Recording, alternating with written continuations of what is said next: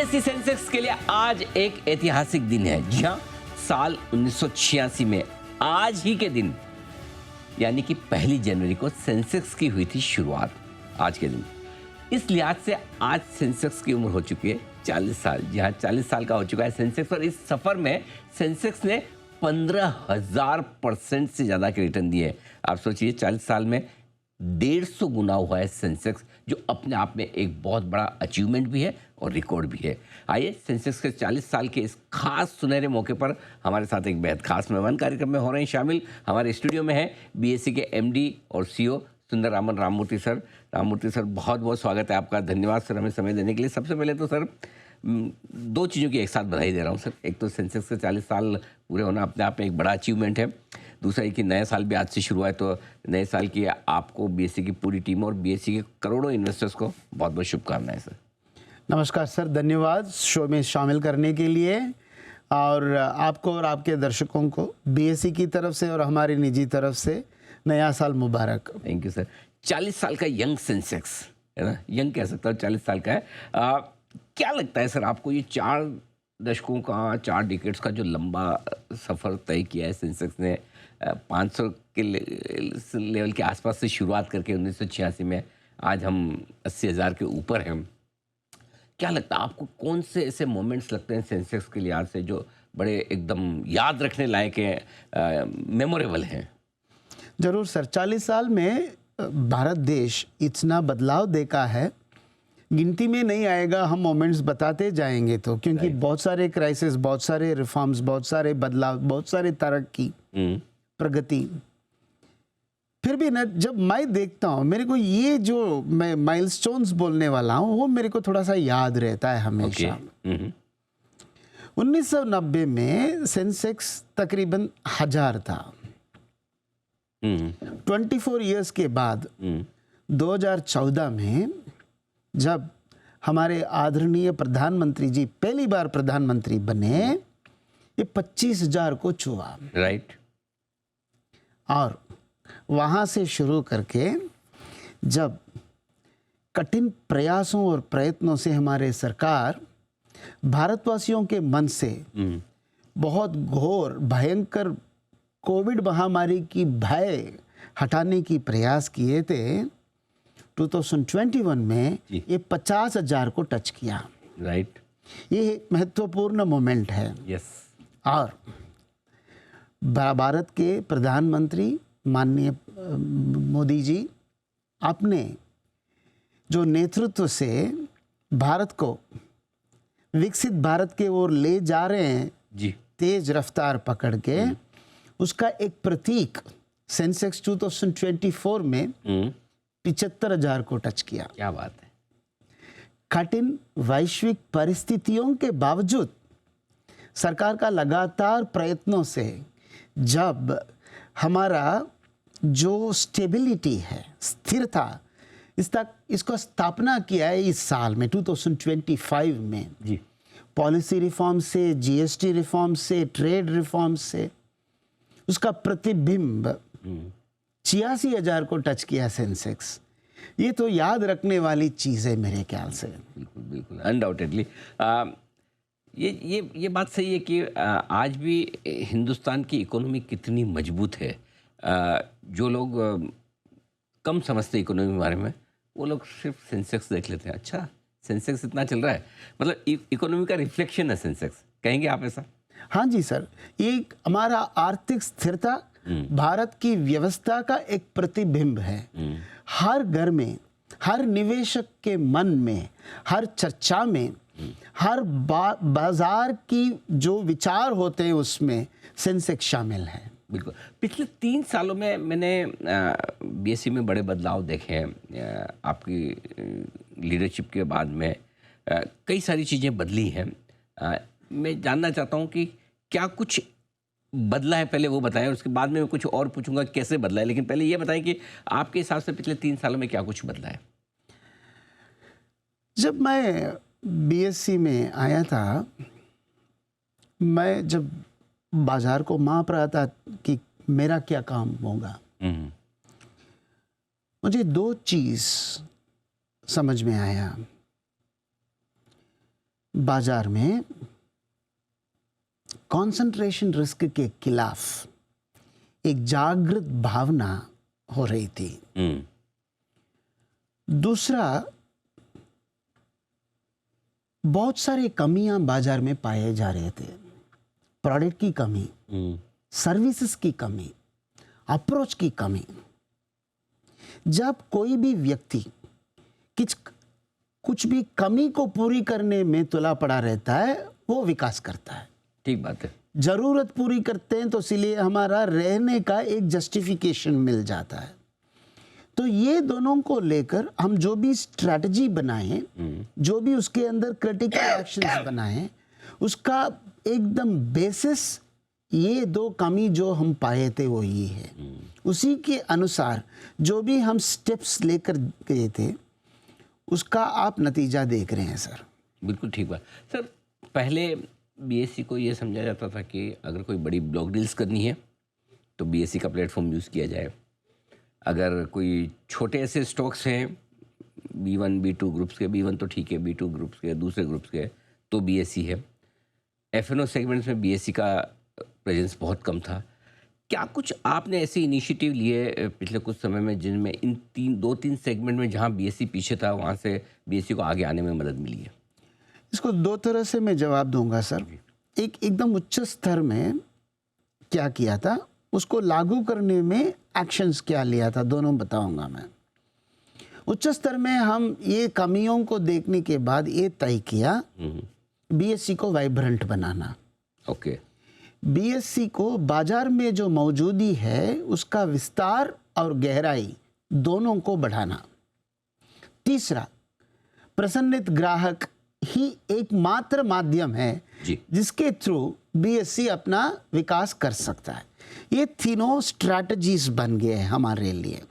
उसके अंदर जब देखते हैं तो हमें मालूम पड़ा बहुत सारे बेमतलब बेफायदा खर्चा होते जा रहा है। पहले उसका कटौती करो, बचत करो, जो पैसा उससे मिलता है उसमें कमियां पूरी करो, काबिलियत बढ़ाओ। ठीक बात है। काबिलियत जिसमें नहीं था, टेक्निक में नहीं था। टेक्नोलॉजी में 10 करोड़ ऑर्डर प्रोसेस कर सकते थे, आज हम 1800 की बात कर रहे हैं। 1800 करोड़ ऑर्डर? हाँ जी, प्रोसेस कर सकते हैं हम आज। हम 22 लाख ऑर्डर पर सेकंड प्रोसेस कर रहे हैं आज। तो ये काबिलियत बढ़ाना पड़ा। 300 से ज्यादा पद वेकेंट थे, उसको तो पूरा करना पड़ा। तो वातावरण को बदलना पड़ा। मतलब जो भी सॉफ्टवेयर वेंडर्स है वो सपोर्ट नहीं कर रहे थे, फ्रंट ऑफिस हो या बैक ऑफिस हो, उनसे बातचीत करके उनको अंदर लाना है। सबसे बड़ा काम ये था ऑर्गेनाइजेशन का जो सांस्कृतिक भावना है उसको बदलना है। मतलब क्या है, हम हमेशा क्या समझते हैं अपने आप को, ज्यादातर समझेंगे तो हम बोलेंगे कि हम सेवा देने वाले हैं, जी। सर्विस प्रोवाइडर है। जी। हम हमारे एम्प्लॉइज को ये बोले थे, आप अपने आप को सेवा देने वाला मत समझो, सेवक समझो। अच्छा, ओके। अब अगर अपने आप को सेवक समझोगे ना, वो जो भावना में बदलाव लाते हो ना, उससे आपका एटीट्यूड, अप्रोच, सर्विस लेवल बहुत बदलेगा। तो ये बहुत जरूरी है। इसके बाद हम लाए थे प्रोडक्ट डिफरेंशिएशन। पहले तो ये ट्राई किए थे कि टिक साइज बदलेंगे, जो भी हम करते हैं कोई भी और कर सकते हैं तो उसका जो यूनिकनेस है वो निकल जाएगा। तो पहले तो किए थे, उसका थोड़ा सा फायदा हुआ हमें कैश मार्केट में। बाद में हमने क्या किया था, सेंसेक्स का डेरिवेटिव्स लाए थे। क्यों? बाजार में जो ग्राहक है उसका सुनो। तो वो लोग बोल रहे थे सेंसेक्स लाया तो ये निकल पड़ा। Last but not the least, बाजार में हमें ये भी बोला गया था कि बहुत सारे नॉन लेवल प्लेइंग फील्ड कानून है, आपको वो सब लेकर सेबी के पास जाना चाहिए। उनको ये प्रस्ताव उनके सामने रख के वो नॉन लेवल प्लेइंग फील्ड को अगर हटाओगे, सहूलियत होगा ट्रेड करने में। दो एक्सचेंज की जरूरत है। पहले से कंसंट्रेशन रिस्क के खिलाफ बहुत जागृत भावना दिखाई दे रही थी। जी। तो उसको अगर एड्रेस करना है तो आपको non level playing field remove करना है। जो भी बाजार से हमें सुझाव मिला उससे, उसको लेकर हम गए थे। बहुत सारे बदलाव लाए थे। नो योर कस्टमर, KYC का बहुत बदलाव बड़ा लाया था, कॉमन कॉन्ट्रैक्ट, ऐसा बहुत कुछ बोल सकते हैं। तो इन सब की वजह से बीएसई की तरक्की होने लगी। लेकिन ये सब एक तो कुछ डिसीजंस ऐसे स्ट्रेटेजिक लेवल पर होते हैं, इमोशनल लेवल पर होते हैं, आपने कहा कल्चरल लेवल पर है, लेकिन उनको इम्प्लीमेंट करने के लिए ऑर्गेनाइजेशनल लेवल पे भी काफ़ी बदलाव करने पड़ते हैं। हाँ जी सर। तो क्या किस तरह के बदलाव आपने किए और किस तरह आगे करने का इरादा है? सर हमारा ना खुशनसीबी थी, बहुत सारे पोस्ट वेकेंट थे। जब नए लोग आते हैं, नया सांस्कृतिक भावना पैदा करना मुश्किल नहीं है। जो सीएक्सओ लेवल पे थे, बहुत सारे लोग रिटायर हो रहे थे या नौकरी छोड़ के दूसरी जगह पर जा रहे थे, तो इसीलिए नए सोच जो जिसके पास है, नया विचार जिसके पास है, नया सांस्कृतिक भावना जिसके मन में जागृत कर सकते, उन्हीं को ले आए। तो इसीलिए ना अभी इकट्ठा होकर सब लोग एक ही सोचते हैं, बीएसई को वाइब्रेंट कैसा बनाया जाए, ग्राहक को कैसा प्रसन्नित किया जाए। सो इसीलिए आसान हो गया सर वो। सेंसेक्स, अब चूंकि हम सेंसेक्स 40 ईयर्स पे बात करें, तो एक चीज़ आपसे पूछना चाहूँगा। आमतौर पर कई बार हम कहते हैं कि मार्केट में तेज़ी भी होगी, मंदी भी होगी, कई सारे स्टॉक्स ऐसे होंगे जो कभी बहुत हीरो होंगे, कब ज़ीरो हो जाएंगे पता नहीं चलेगा, लेकिन सेंसेक्स हमेशा सीना तान के खड़ा है। 40 साल से आप देख सकते हैं 15,000% रिटर्न वाला। तो ये जो इकोनॉमिक साइकिल ऊपर नीचे होते हैं, मार्केट में तेज़ी मंदी के फेज आते हैं, आपने किस तरह से सेंसेक्स को इससे रेजिलेंट बना के रखा है कि इसका असर सेंसेक्स में ना पड़े, या फिर जो भी असर आने वाला है वो सेंसेक्स में इस तरह से आ जाए कि बिना डिस्ट्रप्शन चले? इसके लिए क्या किया है? ये बहुत अच्छा सवाल पूछा आपने सर। नीचेर्गच्छत् उपरिच दशा चक्र नेमि क्रमेण करके कालिदास कहते हैं। ऊपर जो है वो नीचे जाना, नीचे जो है वो ऊपर जाना, वो दुनिया का नियम है, रीति है और नियम है। वो सेंसेक्स ने एक पोर्टफोलियो होता है जी। पोर्टफोलियो का मतलब बहुत सारे स्टॉक्स उसमें शामिल हुए हैं जी। पोर्टफोलियो अगर मार्केट पोर्टफोलियो होना है तो मार्केट को रिप्रेजेंट करना चाहिए, और जो डाइवर्सिफाइबल रिस्क बोलते हैं ना, वो इस पोर्टफोलियो में ही आ तो ना रहना चाहिए, नहीं तो बहुत कम मात्रा में रहना चाहिए। सेंसेक्स ये सबको एड्रेस करता है। सेंसेक्स एक वेल डिफाइंड इंडेक्स है, साइंटिफिकली कंस्ट्रक्टेड है। 30 स्टॉक होते हुए भी मार्केट का फ्री फ्लोट कैपिटलाइजेशन का 40% रिप्रेजेंट करता है। इकोनॉमिक 12 सेक्टर जो होते हैं उसमें से 11 सेक्टर इसमें शामिल हैं। इसीलिए एक वेल डाइवर्सिफाइड इंडेक्स है एक जगह पर। दूसरा, इकोनॉमी का प्रतीक है।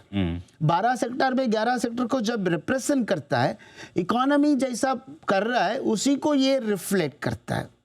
ये हर निवेशक के दिल में, हर निवेशक के निवेश में सेंसेक्स रहता है। इसीलिए इतना ETF है, इतना AUM है वगैरह।